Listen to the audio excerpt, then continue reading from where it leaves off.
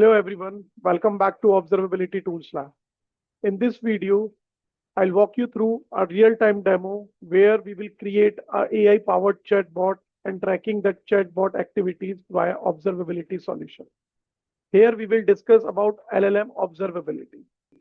Now, first of all, why do we need LLM observability? If you look at these news, the headlines, where companies are in panic mode because of the overburden of LLM cost, the token consumption, the cost which they are getting out of LLM uses. Almost all of the companies, they jump straight into LLMs without tracking their token uses, their cost, their errors. But in today's session, we will demo how we can fix this problem. I'll take you through the architecture first.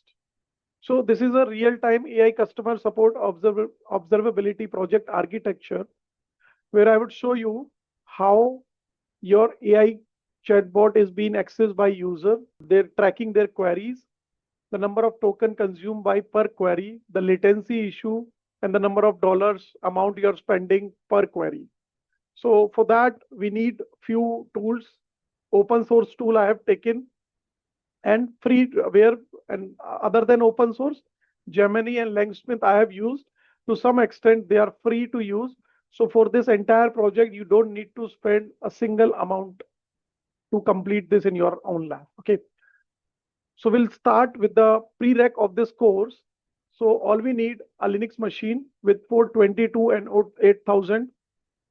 A Python 3 should be installed on this on your Linux machine. FastAPI we will use to build your REST API. Uvicorn is to run your FastAPI server. LangChain, Google Generative AI, python-dotenv, they have their own work to help in establishing this observability project. So let's start from the basic. First, we will create a machine. There I would go for Red Hat. Within Red Hat, I'll go for the free tier instance. So I would choose, let's take an example. This one I have taken. And PPS I have already created. I'll go for the existing security group. For this group, I already have my port 8000 open. That's it. I'll launch my instance. Meanwhile, my instance is ready. I'll walk you through the remaining steps. First, you need to install your Python package manager. Then you have to install the FastAPI Uvicorn, LangChain, LangSmith, and other packages. You have to create your env file. For that, you should have Gemini API key, LangChain API key, and these three things are static. I'll show you how you can get your Gemini API key. This is the URL which I'll paste in the description.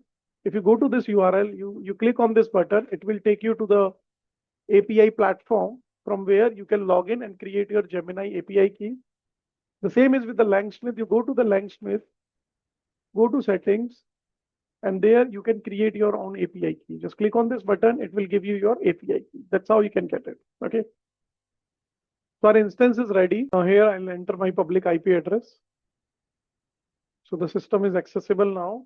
I will use the default username sudo plus su to get the sudo access.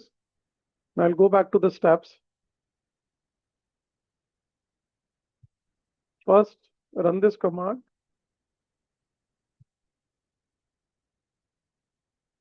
It will install Python 3 on this machine.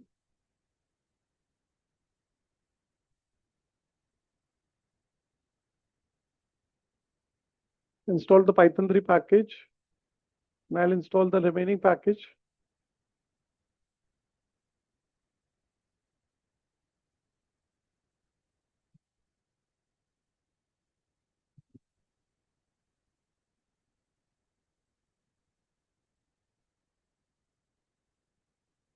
This is now we have installed all the required package to enable the observability project. We will create a env file. There we go. Now I'll explain you. Now we will create a small AI chatbot application. I'll explain you the code. So we'll start with creating an app.py file where we will import some required packages that are needed to run our code. There is a fast API to create a web server. The request is to get the response. And the same is with the Gen AI. This is for installing your Gemini SDK. LangSmith import traceable. This is your main functions on top of your code and tracks your token, cost, input, output, errors, and a lot of other things. So this basically, it sends back every detail to LangSmith. So I'll give you some configuration idea what all we have done in this code. We have configured the Gemini where we are getting the API key from the env file. Then we have created a generative model where we have given the model detail. This is the model I'm using here. And I have given some system instructions to my AI chatbot where it says like you are an AI customer support assistant where password issue, if someone asks for password issue, just reply with this email ID. If someone asks for reset account, then send this detail to them. Other than any issue, just ask them to send an email to this mail ID. So this is a very basic, a very minute level of AI customer support chatbot I have created. Now this is for your to check the health. Basically, it creates a webhook for your FastAPI server. So slash is your the start point where you can check the health of your web server. Now, if I go for the traceable, this is the decorator where customer support agent is the name we have given so that you can track against each and every agent. You can make any multiple agents in your system and you can see them in LangSmith UI. I'll show you. Now generate response question is something which is coming from your user. Start time, we are logging start time because we also want to monitor the latency. Now in the response, we are calling client with the generate content.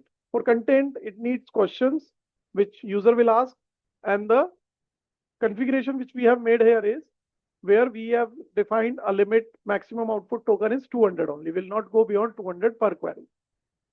Latency is your start time minus your end time. So basically it calculates your latency and it returns success true response, whatever is response coming from your Gemini, and the latency, whatever the latency it is. Apart from that, we have created one more post webhook endpoint. From this webhook endpoint, user will be asking the question from Gemini and responding back with the answer, whatever the content we are getting from Gemini out of our questions. Alert is one of the another endpoint I have created to generate alert. If the query breaches any threshold, so we can use this endpoint to send an alert to some third party too. Okay, I'll give you the detail in demo, like how everything is related to the project. Now let's copy this entire code. Go to the server. .py we will create. Now we have to run a single command, which is this. It will execute my Uvicorn, which is to execute my FastAPI web server to initiate.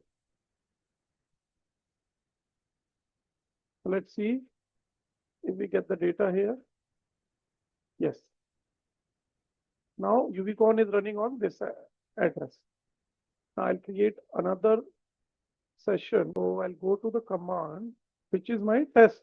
If you want to check the agent response and LangSmith integration, so this is something, a curl command which I have created. However, we can modify it further, but just since it is a very basic project, so I kept it very simple for you to understand it.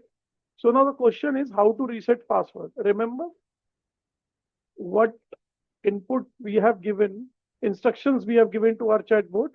If they ask for password, ask them to send email to resetpassword@gmail.com. Okay. So let's go back to the server. Let's see what comes when we execute this command.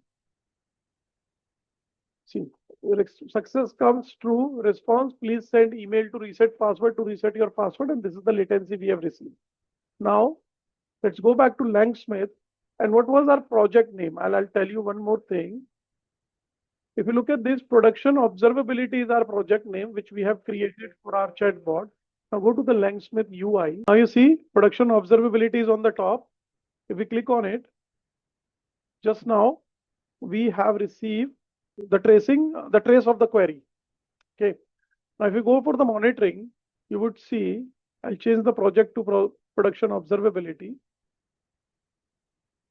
Now you would see the trace count, and LLM calls, we will show you how you can monitor your every query via this observability dashboard. So if you see there is one success, one error. Also, I'll simulate a process for the error as well. Now, this is the latency. This is close to 2 point something. This is the error rate, which is not at this moment. LLM count is there. LLM latency is there. How many tokens your query has consumed, the cost per trace, output tokens, token per trace, and so many things that we can monitor with this console. And apart from this is just for the monitoring. What if you want to generate an alert? So you can create an alert from here. Let's take an example. I'll take a production observability. I'll create a test one. And there I'll just enter one. Okay, we already have some alerts configured here. I'll change the values. All I have to do, just change the endpoint here. You remember, this is the endpoint we have created. That endpoint we have created in our code.